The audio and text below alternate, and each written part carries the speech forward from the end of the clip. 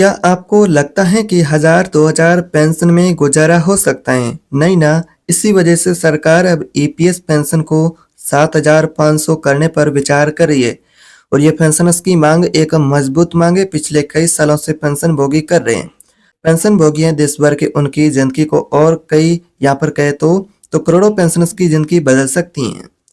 सोचिए अगर जिस बुजुर्ग ने पूरी जिंदगी नौकरी की है, रिटायरमेंट के बाद उनको इतनी पेंशन मिलती है यानी कि 1000 रुपए की पेंशन पा रहा है, क्या ये न्याय है? अब सरकार इस स्थिति को बदलने पर विचार भी कर रही है और पेंशनर्स का भी मांग है वो अब मजबूत हो रहा है।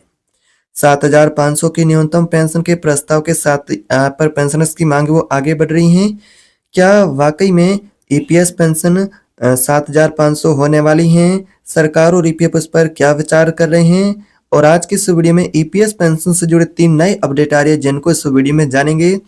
अगर आप एक ईपीएस पेंशन भोगी ईपीएस पेंशन लेते हैं तो ये अपडेट आपके लिए खास महत्वपूर्ण होने वाली है। अगर आपके परिवार में कोई ईपीएस का सदस्य पेंशन भोगी है तो उनके साथ भी वीडियो शेयर करें, क्योंकि आज इस वीडियो में ईपीएस 95 पेंशन के प्रस्ताव, पेंशन बढ़ोतरी और पेंशनर्स की मांगों को लेकर जो नए अपडेट आ रहे हैं उनके बारे में बात करेंगे। वीडियो ध्यान से आपको देखना है, पूरा समझना है कि पेंशन की बढ़ोतरी की फिलहाल हकीकत क्या है। वीडियो में आगे बढ़ने से पहले एक गुजारिश रहेगी कि चैनल पर पहली बार है तो सब्सक्राइब भी कर दीजिएगा। तो सबसे पहले बात करते हैं कि पेंशन का प्रस्ताव आखिर क्या है। अभी जो ईपीएस वर्तमान पेंशन मिलती है 1000 और अब पेंशनर्स की मजबूत मांग है कि 7500 की पेंशन सरकार लागू करे, जिसको लेकर सरकार भी पेंशन पर विचार कर रही है। और इस पेंशन की बढ़ोतरी का लाभ किसको मिलेगा, कितने पेंशन भोगियों को लाभ मिलेगा, आपके भी यहाँ पर डाउट होगा कि आखिर ये किन किन पेंशन भोगियों को बढ़ी हुई पेंशन मिलेगी, क्या पेंशन की बढ़ोतरी हो चुकी है। तो वाकई में इसकी हकीकत क्या है वो इस वीडियो में आपको बताएंगे। इस प्रस्ताव से बात करें तो वर्तमान में 60 से 78 लाख से ज्यादा पेंशन भोगी हैं, उन सभी को फायदा हो सकता है। खास तौर पर वे लोग जो कि सालों से 1000-2000 पेंशन पर गुजारा कर रहे हैं।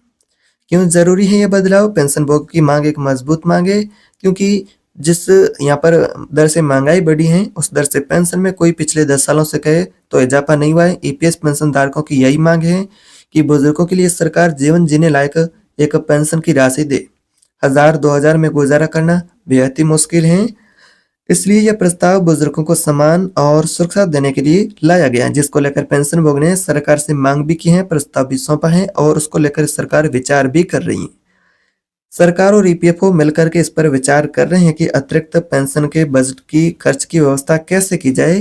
पेंशन बजट की उसको लेकर विचार हो रहा है, प्रस्ताव विचाराधीन है। मंजूरी की स्थिति के बारे में बात करें तो फिलहाल पेंशन के प्रस्ताव को मंजूरी अभी तक नहीं मिली है, यानी कि अभी तक श्रम मंत्रालय, केंद्रीय न्यासी बोर्ड, वित्त मंत्रालय उसको लेकर समीक्षा कर रहे हैं। विचाराधीन प्रस्ताव में मंजूरी बाकी है। संसद की स्थायी समिति और कई यूनियन है, उन्होंने न्यूनतम पेंशन बढ़ाने की सिफारिश भी की है। तो आगे क्या पेंशन को लेकर हो सकता है, आप जानना चाहेंगे कि आने वाले समय में सरकार क्या पेंशनर्स की मांगों को पूरा करेगी या फिर ऐसे ही पेंशन भोगियों को साल दर साल आगे बढ़ाती रहेगी। तो आने वाले समय में सरकार इस पर कोई प्रस्ताव पर निर्णय ले सकती है, उम्मीद ऐसी की जा रही है। पेंशनर्स की मांग भी मजबूत मांग है, पेंशनर्स संगठन और यूनियन की आवाज लगातार मजबूत हो रही है। तो ईपीएस पेंशन धारकों की आपको लगता है कि प्रस्ताव विचाराधीन जो कि अब आपका पेंशन बढ़ने वाला है, अगर ये प्रस्ताव लागू होता है तो बुजुर्गों की जिंदगी में बड़ा बदलाव आ सकता है, क्योंकि उनको एक जीवन जीने लायक पेंशन मिलेगी।